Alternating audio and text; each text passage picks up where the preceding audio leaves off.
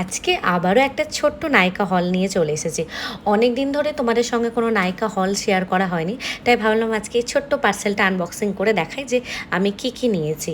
পন্ডসের এই natural glow face পাউডারটা নিয়েছি।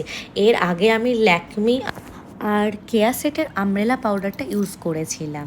লোটাসের এই হোয়াইট গ্লো সিরামটা আমি অনেক দিন ধরে ইউজ করছি। তোমরা আমার অনেক নায়িকা হলে এই সিরামটা দেখেছো।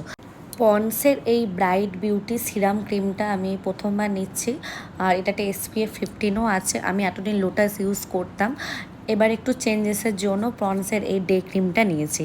আর লাস্ট নিয়েছি মেবিলিনের এই মাস্কারাটা। আমি মনে হয় জবে থেকে মাস্কারা ইউজ করতে শুরু করেছি, তবে থেকে মেবিলিন আর ল্যাকমি ছাড়া আর কোনো অপশানই ছিল না আমার কাছে। তোমাদের আজকের এই ছোট্ট নায়িকা হলটা কেমন লাগলো অবশ্যই কমেন্ট করে জানো।